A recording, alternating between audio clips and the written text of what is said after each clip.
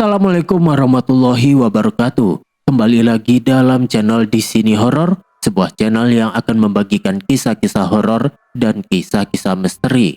Dan untuk kisah yang akan saya bawakan kali ini berjudul Kisah Pesugihan Tumbal Juragan Kebun Karet. Sebelum kita masuk ke dalam ceritanya, seperti biasa, untuk teman-teman yang baru bergabung ke dalam channel ini, bisa langsung tekan tombol like, komen, dan subscribe. Serta aktifkan juga selalu lonceng notifikasinya agar tidak ketinggalan untuk kisah horor lainnya. Seperti apa kisah yang akan kita dengarkan kali ini? Mari langsung saja kita masuk ke dalam ceritanya.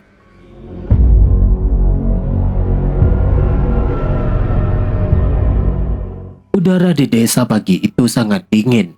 Wulandari memakai jaket tebal berwarna hitam dan berjalan kaki menuju warung sayur di dekat balai desa. Jalan tanah masih basah oleh embun, dan sepatu karetnya meninggalkan jejak kecil.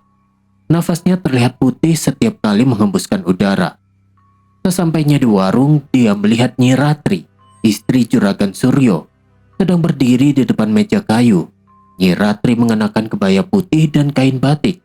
2 keranjang besar sudah penuh di depannya. Ini cukup untuk seminggu.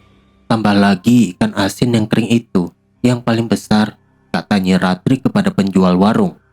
Penjual warung, seorang ibu parubaya bernama Bu Siti, mengangguk sambil menimbang. Baik Nyi, ini sudah 3 kilo, mau ditambah lagi? Iya, tambah 2 kilo lagi. Anak-anak di rumah banyak yang suka ikan asin goreng. Jangan lupa, kasih yang tidak terlalu asin, jawab Nyi Ratri sambil mengeluarkan dompet tebal dari dalam tasnya. Wulandari mendekat dan menyapa dengan ramah. Pagi Nyi Ratri, beli banyak sekali hari ini. Nyi Ratri menoleh sebentar dan tersenyum tipis. Iya Lan, keluarga besar di rumah butuh banyak. Suami saya suka makan ikan asin setiap hari. Kamu sendiri beli apa pagi ini? Saya cuma beli sayur kangkung, bayam, dan tempe saja nih. Bimo suka masakan sederhana, jawab Wulandari sambil memilih sayur segar. Bu Siti ikut nimbrung. Alhamdulillah, Juragan Suryo sehat-sehat saja ya Nyi. Kebun karetnya semakin luas katanya. Nyi Ratri tertawa kecil. Iya Bu, berkat dari Tuhan, kami bersyukur. Lan, kamu hamil muda kan? Jangan capek-capek berjalan kaki. Suruh Bimo beli motor bekas biar gampang. Wulandari mengangguk. Iya Nyi, nanti saya bicarakan lagi dengan Bimo. Wulandari membayar belanjaannya lalu pulang ke rumah dengan langkah pelan. Sampai di rumah dia langsung masuk dapur dan mulai memasak. Bau tumisan bawang putih dan cabai tercium di seluruh ruangan. Tiba-tiba terdengar keributan di luar rumah. Suara orang banyak berbicara dengan nada khawatir. Wulandari menghentikan masakannya dan keluar ke teras. Beberapa warga sedang berkumpul di pinggir jalan depan rumahnya. Ada apa Pak? Kok ramai sekali? Tanya Wulandari pada Pak Tono, tetangga sebelah. Pak Tono menggelengkan kepala. Mang Karyo meninggal mendadak tadi pagi di kebun karet Juragan Suryo. Katanya digigit ular saat menyadap. Badannya sudah kaku waktu ditemukan. Ibu yang lain menimpali. Kasihan istrinya. Baru kemarin Mang Karyo bilang mau beli sepeda untuk anaknya yang kelas 3 SD. Wulandari terkejut. Mang Karyo, teman kerja Bimo. Kok bisa tiba-tiba begitu? Ya begitulah Bu Wulan. Kejadiannya cepat sekali, jawab Pak Tono. Yang berganti sore, Bimo pulang dengan wajah sangat pucat. Dia langsung duduk di kursi kayu ruang depan dan menuang air putih ke gelas. Langsung menghabiskannya dalam sekali teguk. Wulandari mendekat sambil membawa handuk kecil. Ada apa Mas? Kamu terlihat lelah sekali. Duduk dulu. Aku ambilkan nasi. Bimo mengusap wajahnya dengan kedua tangan. Mang Karyo meninggal di kebun milik Juragan Suryo. Aku ikut memandikan jenazahnya tadi siang bersama warga lain. Tubuhnya sangat aneh Wulan. Kulit seluruh tubuhnya berubah biru tua, seperti kena racun berat. Bagian dada dan lehernya malah hitam pekat. Sebelum mati, ia muntah darah banyak sekali. Aku lihat sendiri lantai di rumahnya penuh darah. Wulandari duduk di samping suaminya dan memegang tangannya. Apa yang dikatakan warga lain, Mas? Benar digigit ular. Mereka tetap bilang digigit ular kobra. Tapi aku sudah lama jadi buruh sadap karet. Sudah berkali-kali lihat orang digigit ular di kebun ini. Kondisi mereka tidak pernah seperti Mang Karyo. Biasanya bengkak di kaki atau tangan, lalu sesak nafas. Ini berbeda. Lukanya kecil, tapi tubuhnya rusak parah. Aku yakin ada penyebab lain. Juragan Suryo hanya berdiri diam di pojok saat kami angkat jenazah. Tidak banyak bicara. Wulandari bertanya lagi. Apakah Mang Karyo sempat bilang sesuatu sebelum meninggal? Dia sempat mengigau katanya. Ada yang dengar dia menyebut-nyebut hutang dan janji.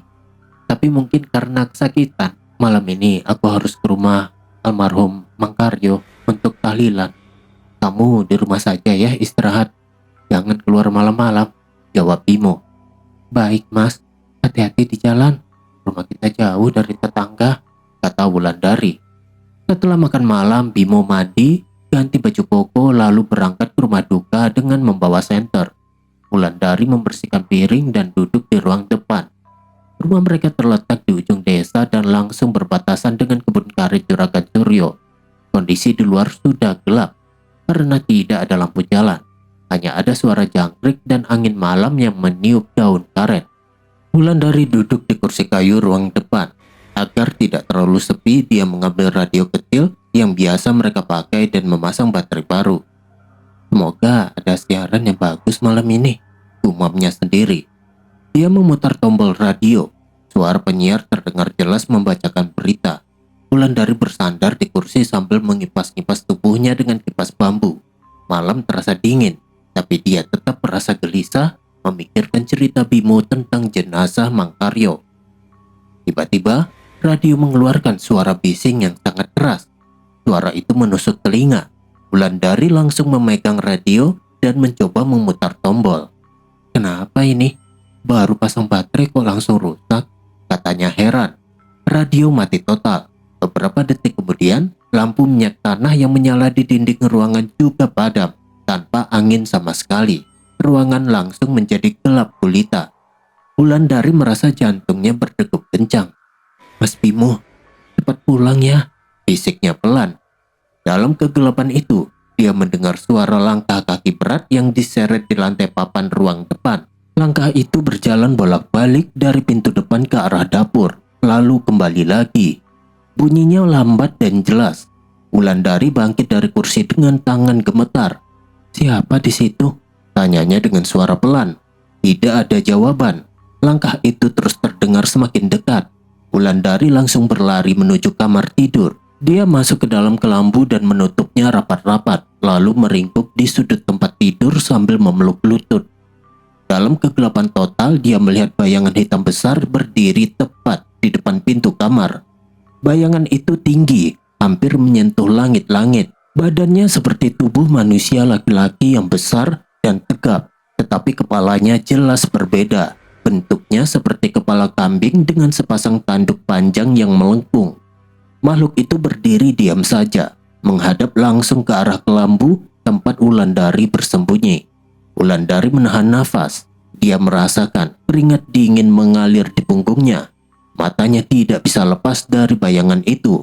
Makhluk tersebut tidak bergerak, hanya berdiri tegak dan seolah menatapnya. Beberapa menit yang terasa sangat lama kemudian, terdengar ketukan keras di pintu depan. Wulan, buka pintu, ini aku, teriak Bimo dari luar rumah. Wulandari langsung melompat keluar dari kelambu dan berlari ke pintu depan. Tangannya gemetar saat membuka pintu. Begitu pintu terbuka, dia langsung memeluk suaminya erat. Bimo masuk dan cepat-cepat menyalakan lampu minyak tanah cadangan. Ada apa, Wulan? Kamu kenapa? Wajahmu pucat sekali. Wulandari masih memegang lengan Bimo dengan kuat. Suaranya bergetar saat bercerita. Mas, saat kamu pergi tadi, aku duduk di ruang depan mendengarkan radio. Tiba-tiba, radio mengeluarkan suara bising keras lalu mati total. Padahal baterainya baru kuganti. Beberapa detik kemudian, lampu minyak juga padam sendiri. Ruangan gelap sekali, Mas. Lalu aku mendengar suara langkah kaki berat yang diseret di lantai papan. Langkah itu bolak-balik di ruang depan. Aku takut, lalu lari ke kamar dan sembunyi di kelambu. Bimo mendengarkan sambil mengusap punggung istrinya. Terus, Wulandari melanjutkan. Di dalam kegelapan, aku melihat bayangan hitam besar berdiri di depan pintu kamar. Badannya seperti manusia laki-laki yang tinggi dan besar. Tapi kepalanya seperti kepala kambing dengan tanduk panjang. Dia berdiri diam saja dan menghadap ke arahku. Aku menahan nafas karena takut dia mendekat. Makhluk itu baru hilang setelah kamu ketuk pintu dan panggil nama aku berulang kali. Bimo diam sejenak. Dia memandang ke sekeliling ruangan, lalu memeluk Wulandari lebih erat. Mungkin kamu terlalu lelah. Hari ini banyak kejadian, Wulan. Cerita kematian Mang Karyo membuat pikiran kamu terganggu. Besok kita tutup semua pintu dan jendela lebih rapat lagi. Aku juga akan pasang kunci tambahan di pintu depan. Tapi Mas, aku melihatnya jelas sekali. Bukan bayangan biasa, kata Wulandari masih ketakutan. Iya, aku percaya. Kamu pasti melihat sesuatu. Tapi sekarang aku sudah pulang. Kita tidur saja ya. Besok pagi kita bicara lagi, jawab Bimo sambil mengantar istrinya ke kamar. 1 minggu kemudian, kehidupan di desa mulai berjalan normal kembali. Warga sudah jarang membicarakan Mang Karyo. Sore harinya, Ningsih datang berkunjung ke rumah Wulandari sambil membawa sepiring kue basah. Wulan, ini aku bawakan kue, baru dibuat tadi siang, kata Ningsih sambil duduk di kursi ruang tamu. Terima kasih Ningsih, kamu baik sekali. Duduk dulu, aku ambilkan teh panas, balas Wulandari. Setelah minum teh, Ningsih langsung bertanya, kamu dengar kabar Nyi Ratri belum? Belum, ada apa dengan Nyi Ratri? Tanya Wulandari sambil mendekatkan kursinya. Ningsih menurunkan suaranya sedikit. Nyi Ratri jatuh dari tangga lantai 2 di rumah besar mereka kemarin sore. Katanya parah sekali. Dia sekarang lumpuh total, dari leher sampai kaki. Dokter bilang tulang belakangnya patah. Hanya bisa berbaring di kasur saja. Tidak bisa gerak sama sekali. Wulandari menggelengkan kepala berkali-kali. Kok bisa jatuh ya? Rumah mereka besar, banyak pembantu, dan tangganya lebar. Nyi Ratri biasanya hati-hati. Pembantu di sana cerita ke saya, lanjut Ningsih. Sebelum jatuh, Nyi Ratri sempat berteriak sangat keras di lantai 2. Teriakannya seperti orang ketakutan melihat sesuatu yang mengerikan. Lalu terdengar suara jatuh. Pembantu langsung lari ke atas, tapi sudah terlambat. Juragan Suryo sekarang kebingungan. Biaya operasi dan perawatan di rumah sakit kota sangat mahal. Katanya sudah menghabiskan puluhan juta. Wulandari bertanya lagi. Lalu gimana sekarang? Mereka jual aset? Iya.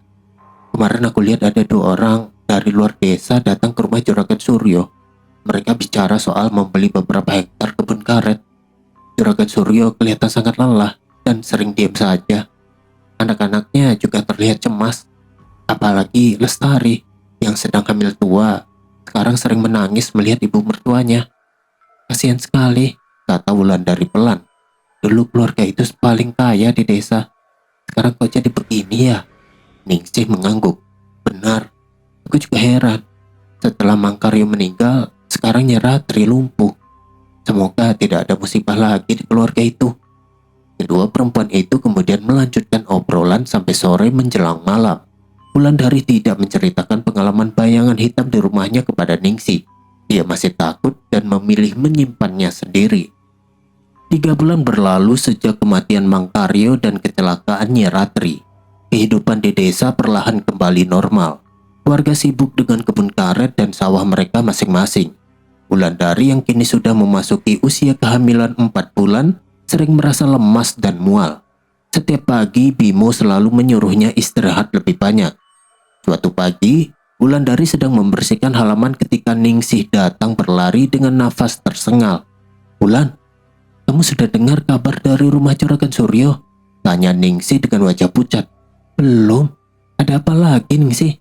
Jangan bilang ada musibah baru, jawab Wulandari sambil meletakkan sapu. Ningsih duduk di bangku teras. Lestari tewas, Wulan. Tadi pagi dia tertabrak truk pengangkut pasir di pasar kecamatan. Dia sedang beli perlengkapan bayi karena sudah hamil tua. Truk itu katanya melaju kencang dan sopirnya mengantuk. Kondisi kepalanya hancur sekali saat dibawa pulang. Jenazahnya baru saja tiba di rumah. Wulandari langsung memegang perutnya. Ya Tuhan, Lestari, dia baik sekali. Baru minggu lalu dia datang ke sini memberi kain untuk bayiku. Kok bisa begitu? Iya, semua orang shock. Keluarga Juragan Suryo sekarang seperti dikutuk. Dulu kayak raya, sekarang satu persatu, kenapa-kenapa, kata Ningsih sambil menggelengkan kepala. Sore harinya seluruh desa berkabung. Jenazah Lestari dibaringkan di ruang tamu rumah besar Juragan Suryo. Warga datang bergantian untuk melayat. Wulandari dan Bimo ikut datang meski Wulandari merasa tubuhnya lemah. Di depan rumah duka, Wulandari bertemu dengan Roro, sepupunya yang menjadi istri anak bungsu Juragan Suryo. Roro, turut berduka ya. Lestari baik sekali. Kok bisa terjadi seperti ini? Kata Wulandari sambil memegang tangan Roro. Roro tampak lelah dengan mata bengkak. Terima kasih Wulan. Aku juga masih tidak percaya. Lestari pagi itu bilang mau beli baju bayi dan popok. Katanya sudah tidak sabar menunggu cucu pertama keluarga ini. Malah begini akhirnya. Mertuaku sekarang semakin parah. Bu Ratri hanya bisa menangis di kasur karena tidak bisa gerak. Bimo berdiri di samping bertanya kepada salah seorang kerabat, Danang bagaimana keadaannya? Dia pasti sangat sedih. Danang dia diam saja sejak tadi. Dia hanya duduk di samping jenazah istrinya tanpa banyak bicara. Kasihan, istrinya hamil tua pula, jawab kerabat itu. Malam harinya, setelah pemakaman Lestari selesai, desa kembali digemparkan. Teriakan dan keributan besar terdengar dari arah rumah Juragan Suryo. Bimo dan Tejo langsung berlari ke sana untuk membantu. Sekitar pukul 12 malam, Bimo pulang dengan baju koko yang berlumur darah. Wajahnya pucat dan tangannya masih gemetar. Wulandari menunggu di teras langsung panik. Mas Bimo, itu darah siapa? Kamu terluka? Tanya Wulandari sambil memegang lengan suaminya. Bimo duduk di kursi teras dan menggeleng. Bukan darahku, Wulan. Ini darah Danang. Dia tewas malam ini. Apa? Wulandari hampir menjerit. Bimo mengambil air dari Wulandari dan meminumnya banyak-banyak sebelum bercerita. Aku dan Tejo sampai di sana pas keributan sedang hebat. Ada seorang pria gila tanpa baju sama sekali masuk ke halaman rumah Juragan Suryo. Dia langsung menyerang Danang yang sedang duduk di teras. Pria itu mengambil batu besar dari pinggir jalan dan duduk di atas perut Danang. Dia memukul kepala Danang berulang kali, memakai batu itu sambil tertawa seperti kesetanan. Wulandari memegang mulutnya. Lalu kalian berdua? Kami berusaha menarik orang gila itu, tapi tenaganya sangat kuat, Wulan. Aku dan Tejo berdua saja tidak sanggup. Dia seperti tidak merasakan sakit. Kami pukul dan tarik, tetap tidak bisa. Darah Danang muncrat kemana-mana. Setelah Danang tidak bergerak lagi, pria itu langsung lari ke arah kebun karet. Gelap sekali. Tidak ada yang bisa mengejar atau melihat kemana dia pergi. Apakah warga sudah melapor ke polisi? Tanya Wulandari. Sudah, tapi sampai sekarang orang gila itu belum ketemu. Kejadian ini sangat aneh. Lestari mati siang hari. Malamnya Danang tewas dengan cara brutal di depan rumah sendiri. 2 orang dalam 1 hari, jawab Bimo sambil membersihkan tangan dan bajunya dengan air bersih yang dibawakan Wulandari. Beberapa hari kemudian suasana desa menjadi tegang. Warga mulai melakukan penjagaan malam secara bergantian. Suatu sore, Wulandari, Bimo, Ningsih, dan Tejo duduk bersama di teras rumah Wulandari sambil minum kopi dan membahas kejadian-kejadian itu. Menurutku, keluarga Juragan Suryo sedang mendapat masalah besar, kata Tejo. Dulu mereka cepat kaya, sekarang cepat juga susahnya. Ningsih menimpali. Benar, Nyi Ratri lumpuh, Lestari mati, Danang dibunuh. Tinggal anak bungsu dan Roro sekarang. Aku kasihan sama Roro. Tiba-tiba Wulandari menjerit sangat keras. Tubuhnya gemetar hebat dan dia langsung memeluk Bimo erat-erat. Ada apa, Lan? Kamu kenapa? Tanya Bimo panik sambil memegang bahu istrinya. Wulandari menunjuk ke semak-semak di samping teras dengan tangan gemetar. Di sana mas, di belakang kucing hitam itu. Ningsi dan Tejo ikut menoleh. Kucing hitam biasa kok Wulan, kata Ningsi. Wulandari masih menangis. Bukan kucingnya. Di belakang kucing itu ada makhluk yang sama seperti yang aku lihat dulu di kamar kita. Badannya besar, seperti laki-laki dewasa.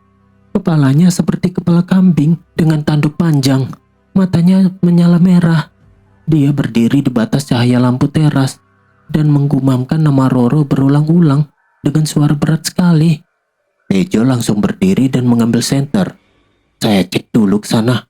Ningsi dan Bimo buru-buru membawa Wulandari masuk ke dalam rumah. Mereka mendudukkan Wulandari di kursi dan memberinya segelas air putih. Setelah agak tenang, Wulandari menangis sambil bercerita. Aku tidak berteriak karena kucing hitamnya. Aku melihat jelas makhluk itu muncul dari semak-semak. Dia berdiri diam menatap ke arah kita. Dari mulutnya keluar suara berat yang terus menyebut nama Roro. Aku yakin sekali Roro sepupuku yang menikah dengan anak bungsu Juragan Suryo. Makhluk itu sama persis dengan yang aku lihat malam setelah Mang Karyo meninggal. Bimo memeluk istrinya erat. Kamu tenang dulu Wulan, jangan dipikirkan sekarang. Kamu sedang hamil, jangan sampai stres. Ningsi bertanya khawatir. Apa maksudnya dia menyebut nama Roro Wulan? Apakah Roro dalam bahaya? Aku tidak tahu Ning, tapi aku sangat takut. Sejak pertama melihat makhluk itu, semuanya jadi kacau di keluarga Juragan Suryo. Jawab Wulandari sambil mengusap air matanya. Tejo yang baru kembali dari luar menggeleng. Tidak ada apa-apa di semak-semak, tapi suasananya memang dingin sekali di situ. Aku jadi merinding. Malam itu mereka berempat terus berbincang sampai larut. Wulandari tidak bisa tidur nyenyak. Dia terus memikirkan Roro dan bayangan makhluk berkepala kambing yang kini kembali muncul. Keesokan paginya Wulandari bangun dengan mata bengkak karena kurang tidur. Dia langsung menemui Bimo yang sedang minum kopi di ruang depan. Mas, aku mau ke desa sebelah hari ini. Aku ingin menemui Mbak Sastro, kata Wulandari sambil duduk di depan suaminya. Bimo meletakkan gelas kopinya. Kenapa mendadak ingin ke sana? Kamu sedang hamil muda. Perjalanan naik sepeda cukup jauh. Aku tidak tenang, Mas. Semua kejadian ini terlalu banyak. Aku lihat makhluk itu 2 kali sudah. Dan sekarang, dia sebut nama Roro. Aku takut terjadi sesuatu pada sepupuku itu. Mbak Sastro yang paling paham soal hal-hal seperti ini di keluarga kita, jelas Wulandari dengan suara serius. Bimo menghela nafas panjang. Baiklah. Tapi jangan pulang terlalu malam ya, aku ikut kalau kamu mau. Tapi hari ini aku harus ke kebun. Tidak usah mas, aku ajak Ningsi saja, kami berdua naik sepeda, jawab Wulandari. Setelah sarapan, Wulandari berjalan ke rumah Ningsih yang tidak jauh. Dia menjelaskan maksudnya. Ningsih, tolong antarkan aku ke rumah Mbak Sastro ya. Aku mau ceritakan semua kejadian ini. Aku benar-benar takut, pinta Wulandari. Ningsih mengangguk tanpa banyak tanya. Baiklah, aku siap. Kita berangkat sekarang sebelum matahari terlalu tinggi. Mereka berdua naik sepeda ontel. Wulandari duduk di boncengan. Sepanjang jalan desa yang berdebu, mereka terus berbicara. Semalam aku hampir tidak bisa tidur, Ning. Bayangan makhluk itu terus muncul di pikiranku, kata Wulandari. Ningsih mengayuh sepeda sambil menjawab. Aku juga mikir terus soal keluarga Juragan Suryo. Dari Mang Karyo, Nyi Ratri lumpuh, Lestari mati, Danang dibunuh. Sekarang makhluk itu sebut nama Roro. Apa hubungannya dengan Roro? Itulah yang mau aku tanyakan ke Mbak Sastro.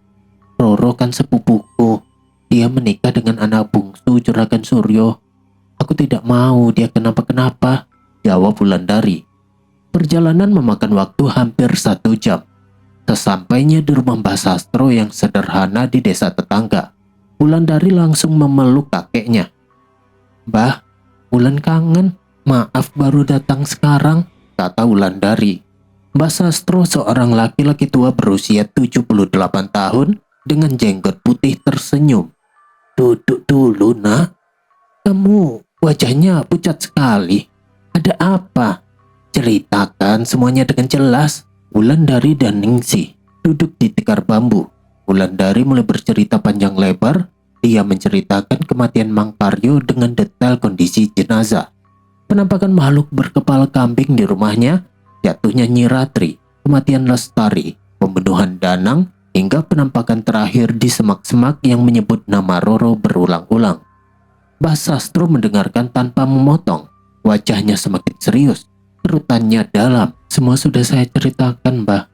Apa artinya ini? Tanya Wulandari setelah selesai. Mbah Sastro diam cukup lama. Dia mengambil rokok kretek, menyalakannya, lalu berkata, Ningsih, tolong kamu jemput Roro sekarang juga ke sini.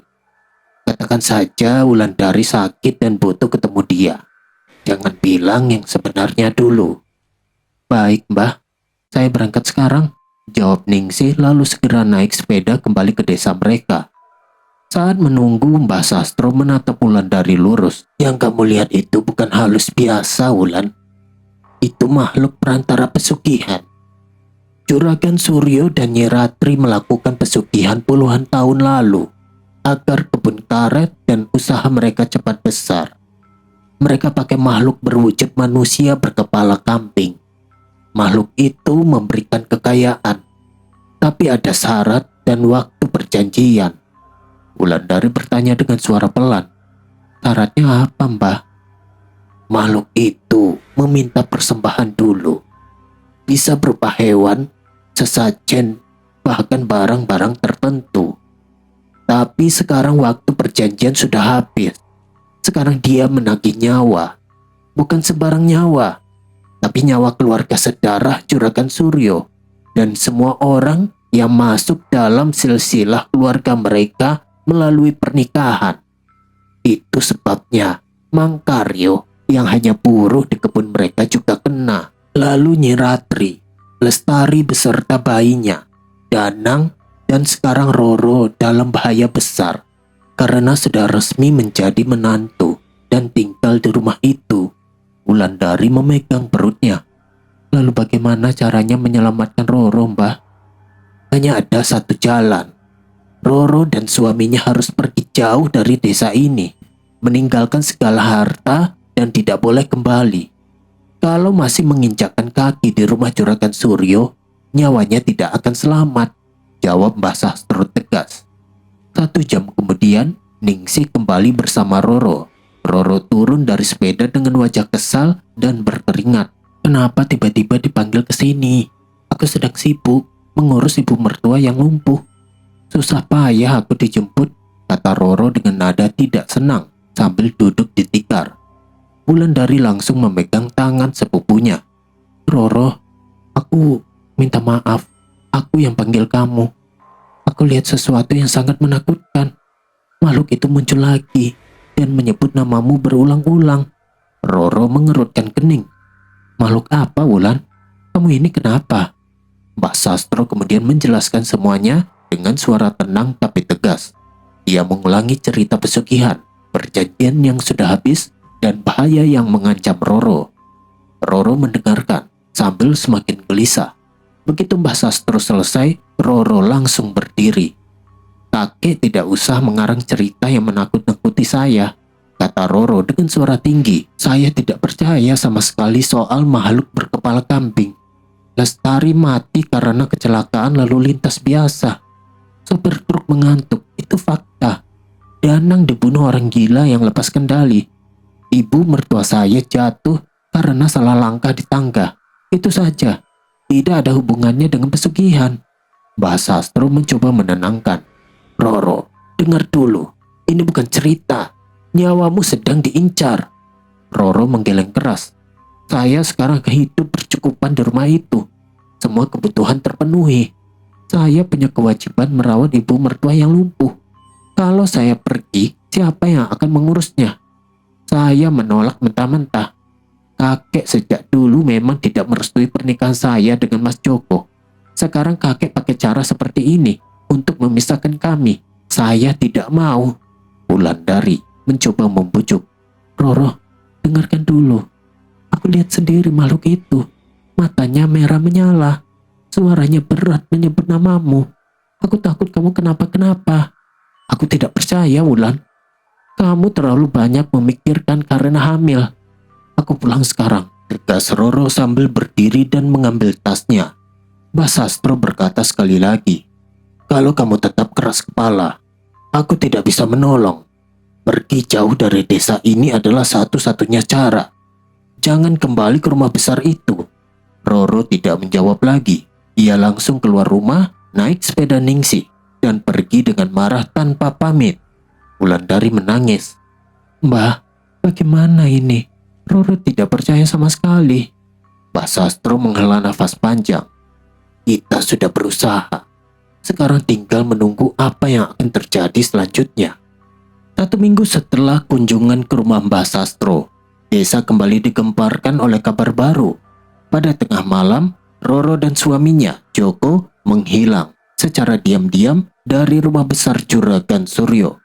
Mereka tidak membawa banyak barang, hanya beberapa tas pakaian dan sedikit uang. Pagi harinya, pembantu rumah Juragan Suryo berlari ke rumah tetangga sambil menangis. Mas Joko, Mbak Roro tidak ada. Kamar mereka kosong, pintu belakang terbuka. Mereka pergi malam tadi tanpa bilang siapa-siapa, kata pembantu itu dengan suara panik. Tejo yang mendengar kabar itu langsung datang ke rumah Wulandari. Wulan, kamu sudah dengar? Roro kabur malam tadi bersama suaminya, kata Tejo di teras rumah. Wulandari yang sedang menyapu teras langsung menghentikan pekerjaannya. Benar itu Tejo. Mereka pergi kemana? Tidak ada yang tahu. Mereka pergi diam-diam. Juragan Suryo sekarang seperti orang linglung. Dia hanya duduk di kursi ruang tamu sejak tadi pagi tanpa bicara apa-apa, jawab Tejo. Bimo yang baru pulang dari kebun ikut mendengar. Mungkin Roro akhirnya percaya cerita Mbah Sastro. Tapi pergi tanpa pamit itu aneh sekali. Wulandari menggelengkan kepala. Aku khawatir, Mas. Aku harap mereka benar-benar selamat. Juragan Suryo semakin depresi setelah kepergian anak bungsunya. Dia jarang keluar rumah. Setiap kali ada warga yang datang menjenguk, dia hanya diam dan menatap lantai. Tubuhnya semakin kurus dalam beberapa hari. 3 hari kemudian, warga desa mulai mencium bau busuk yang sangat menyengat dari arah rumah Juragan Suryo. Bau itu semakin kuat saat siang hari. Bau apa ini? Seperti bangkai, kata Pak Tono kepada warga yang berkumpul di jalan. Mereka mendekati rumah besar itu. Bau busuk berasal dari sumur di samping rumah. Beberapa warga pria memberanikan diri mendekat dan melihat ke dalam sumur menggunakan senter. Astagfirullah, ada orang di dalam sumur, teriak salah seorang warga. Mereka segera menurunkan tali dan ember. Setelah beberapa usaha, mereka berhasil mengangkat tubuh yang sudah membengkak. Itu adalah jenazah Juragan Suryo. Tubuhnya sudah biru dan penuh luka karena berada di air beberapa hari. Warga langsung ribut. Juragan Suryo bunuh diri atau ada yang mendorongnya? Bimo dan Tejo datang ke lokasi setelah mendengar keributan itu. Bimo memandang jenazah itu dengan wajah pucat. Ini benar Juragan Suryo. Kasihan sekali. Dulu orang paling kaya, sekarang mati seperti ini, kata Bimo pelan. Mereka masuk ke dalam rumah untuk memberitahu Nyi Ratri. Begitu membuka pintu kamar utama, mereka terkejut. Nyi Ratri sudah meninggal di atas kasurnya. Tubuhnya sangat kurus kering, tulang-tulangnya hampir terlihat dari balik kulit. Tidak ada makanan atau air di dekatnya. Pembantu yang masih tersisa menangis terseduh. Maafkan saya, Pak. Saya takut tinggal sendirian di rumah ini. Saya kabur 2 hari lalu. Saya tidak berani kembali karena takut. Wulandari datang ke lokasi bersama Ningsih. Dia melihat jenazah Juragan Suryo dan Nyi Ratri dibawa keluar rumah. Semua sudah habis, Ning. Seluruh keluarga besar itu musnah dalam waktu singkat, kata Wulandari sambil memegang perutnya yang semakin besar. Ningsih mengusap air matanya. Benar, dari Mangkaryo, Nyi Ratri, Lestari, Danang, sampai Juragan Suryo dan istrinya. Roro kabur, tapi aku tidak tahu apakah dia selamat. Beberapa bulan kemudian, rumah besar Juragan Suryo ditutup. Tidak ada yang berani tinggal di sana. Warga desa sering menghindari jalan di depan rumah itu saat malam hari. Bertahun-tahun kemudian, Wulandari dan Bimo sudah memiliki 3 orang anak. Mereka hidup sederhana tapi tenang di rumah yang sama di ujung desa. Suatu malam sekitar pukul 2 dini hari, Wulandari bangun dengan nafas terengah-engah. Keringat dingin membasahi seluruh tubuhnya. Dia langsung membangunkan Bimo yang tidur di sampingnya. Mas Bimo, bangun," panggil Wulandari sambil mengguncang lengan suaminya. Bimo terbangun dan langsung duduk. "Ada apa, Wulan? Mimpi buruk lagi?" Wulandari mengangguk sambil mengusap keringat di wajahnya dengan ujung selimut. "Aku mimpi tentang Roro. Mimpi itu sangat nyata, Mas. Aku melihat Roro tidak berhasil kabur seperti yang kita kira selama ini." Bimo memeluk istrinya dan mengusap punggungnya. "Ceritakan pelan-pelan, apa yang kamu lihat?" Wulandari menarik nafas dalam-dalam sebelum melanjutkan. "Aku melihat Roro di sebuah bangunan gelap yang sangat besar. Di mana-mana ada api dan genangan darah di lantai. Tubuh Roro sangat kurus, hanya tinggal tulang dan kulit. Dia tidak memakai pakaian. Punggungnya penuh luka cambuk yang masih berdarah. Dia bersujud di depan makhluk berkepala kambing itu. Makhluk yang sama seperti yang pernah aku lihat." Bimo mendengarkan tanpa memotong. Wulandari melanjutkan dengan suara bergetar. "Di samping Roro, aku juga melihat arwahnya Ratri, Juragan Suryo dan Danang. Mereka semua melayani makhluk itu. Roro terus menangis dan memohon ampun, tapi makhluk itu hanya tertawa dengan suara berat. Aku mendengar jelas makhluk itu bilang bahwa pelarian Roro dulu tidak ada artinya. Statusnya sebagai tumbal pesugihan tidak bisa dihapus hanya dengan lari dari desa."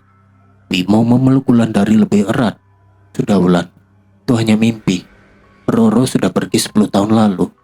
Mungkin dia dan suaminya hidup tenang di tempat lain." "Tapi aku yakin ini bukan mimpi biasa, Mas," kata Wulandari. "Rasanya seperti aku benar-benar melihat kejadian yang sebenarnya. Aku kasihan sekali sama Roro. Dulu dia tidak percaya cerita kita." Bimo mengangguk pelan. "Kita sudah jauh dari semua itu sekarang. Rumah kita aman. Anak-anak kita sehat. Kita hidup biasa saja. Jangan terlalu dipikirkan. Besok pagi kita salat subuh berjamaah ya." Wulandari mengangguk dan berusaha tidur kembali, meski hatinya masih gelisah. Desa kini sudah tenang. Rumah besar Juragan Suryo sudah lama roboh karena tidak terawat. Anak-anak muda di desa tidak tahu cerita lama itu, tapi warga yang lebih tua masih sering berbisik-bisik saat berkumpul di warung atau balai desa. Sekian cerita horor dalam video kali ini. Semoga segala peristiwa yang terjadi dalam cerita ini kita dapat mengambil hikmahnya. Terima kasih untuk teman-teman yang sudah mendengarkan. Dan untuk kalian yang baru bergabung ke dalam channel ini, bisa langsung tekan tombol like, komen, dan subscribe, serta aktifkan juga selalu lonceng notifikasinya agar tidak ketinggalan untuk kisah horor lainnya. Wassalamualaikum warahmatullahi wabarakatuh. Sampai jumpa di kisah horor selanjutnya.